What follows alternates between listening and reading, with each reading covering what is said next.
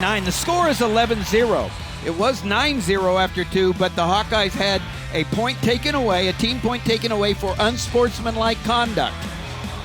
And after 133 with Austin DeSanto, victory, but it came with an unsportsmanlike conduct against the Hawkeye and a 1-point deduction. So 6 points from Spencer Lee, 3 minus 1 for 2 points at 133, and then 3 points for Max Murin. It's 11-0 Hawkeyes, and now the three-time All-American, the only three-time All-American in Rutgers program history, Anthony Ashnault, out on the mat to go against upstart Pat Lugo, who's wrestling well now for the Hawks. Yeah, this was one of the matches I was looking forward to. I mean, everybody that follows the sport is obviously tuned in to what was going to happen at 133, but you know, this is an opportunity for Lugo. And again, he's been ranked throughout his career much higher than what he's ranked right now at Lugo, ranked number 16 12 right now. 12 or 16. But anyway, he's got the ability to climb the ladder pretty quick, and to face somebody like Anthony Ashnault with all the success that Anthony's had in his career. You know, conference champion, you know, top four finishing type of guy consistently, always in there. One of those guys to beat in the weight class, any weight class he puts himself into. Poised. I really think he's wrestling as well as anybody in the country in this style. Lugo, redshirt junior out of Homestead, Florida, two-time state champion from South Dade High School. He started at Edinburgh, was a round of 12er, got to the round of 12, one match away from being an All-American in 2016. He's won 7 of his last 9 matches, and right now he's got 3 teammates that have come out on fire, giving him Iowa throwing a shutout, and so you can't ask for a better environment and a better setup when you're going up against a guy like Anthony Ashnault, a 2-time NCAA semifinalist, a 2-time Big Ten champion. Yeah, he's got the advantage there with that right-handed underhook if he can go ahead and kind of create a little bit more angle here, but Ashnault's threatening him here with that over and under tie with the lock. All right, good job by Ashnault, basically wrestling all the way through the position. Great example of that. Well, let's go to Shane, who's got more on Anthony Ashnault. Well, Anthony Ashnault, this is his 6th year of eligibility. In the fall of 2017, he had a very serious shoulder injury, had surgery. He was out for the year, but he had to wait 6 months until April to find out if the NCAA would, in fact, give him that 6th year. Talking with Donnie Pritzloff, assistant coach, he said that Ashnault has a real new lease on life, so to say. He's wrestling loose, really enjoying himself, great competitor. Donnie's super impressed with the work he does in his community.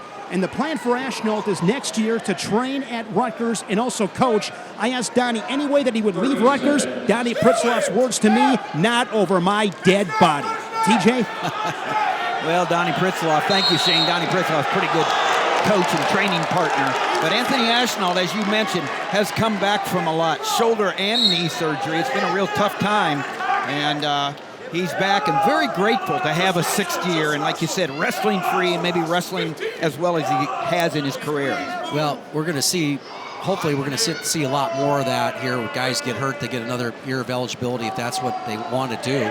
But, you know, Seth Groth made the announcement, the NCAA champion at 133, that he's going to go through back surgery and potentially, hopefully get a 6th year for him. He's going to wish him well on his surgery and his journey back to the mat. Well, you got to know your goals. You got to know your ultimate destination. And like Seth Gross and the same with Anthony Ashnault, they want to vie for world and Olympic gold medals. And to do that, surgery was the way to go. And they want, and it might cost him in the NCAAs, but like I said, Gross has already won an NCAA champion. We wish him the best.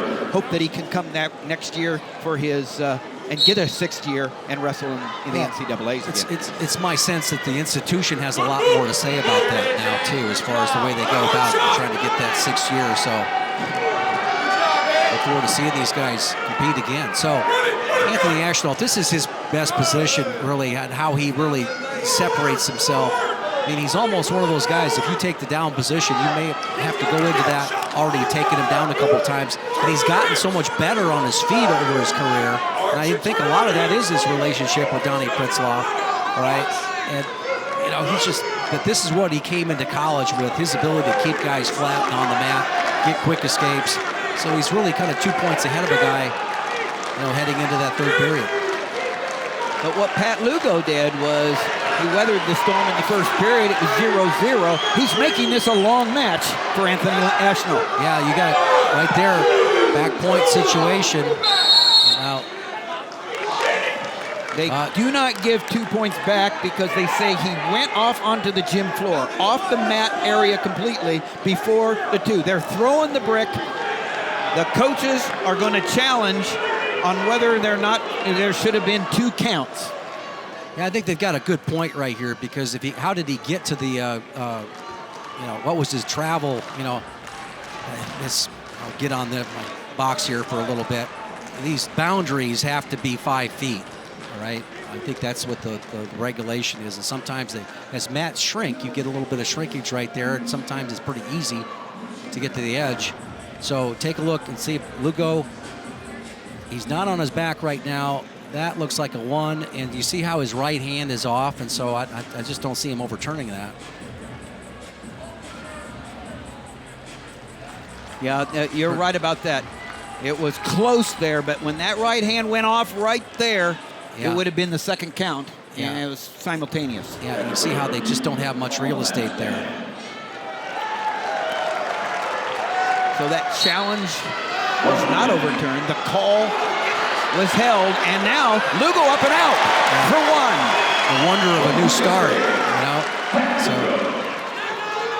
sometimes that's all it takes. And so what Lugo needs to try to take a page out of the Santos book and just put pressure on and see if he can get a mistake. You know, bad shot, maybe a spin around, get a shot of your own. You can see the vision, you know, of Lugo. He's looking up into the eyes, it seems to me anyway, looking up into the eyes of Ashnault. See how his vision's really high right there? Whereas Ashnault's kind of looking a little bit lower. Hawkeye following suit from his teammates, putting a lot of pressure on, making the match long. See him looking right into the eyes of his opponent, right? You're doing that, it's all by feel.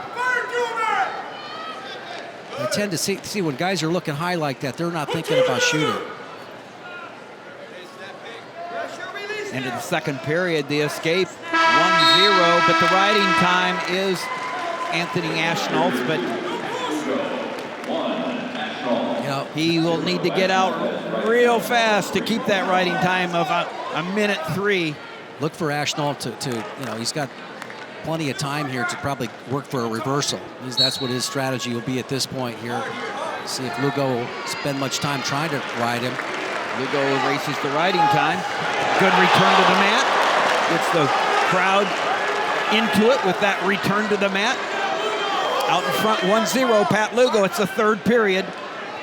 Hawkeyes out front 11-0. They've won 3 in a row against the Scarlet Knights. And so with Lugo kind of hovering and covering and moving pretty well, it's pretty tough to kind of get that reversal. And I think Ashnault knows he can get out, but he'd like to kind of catch his opponent with a reversal. Ashnault climbing the ladder for most wins for Rutgers program, 106 wins. The active leader tied for 7th, and if he does what he wants to do, he could end up being the all-time leader in wins for the Rutgers program. But right now, he's got his hands full with Pat Lugo. Lugo concedes the escape right there. Well, let's see if Lugo looks to get his own shot off right now. We mentioned before, last time they're on the feet, his vision was a little bit high. There he goes, right? Working off that underhook. See if he can get back into that underhook again. And with Ashnault working on the outer third of the mat.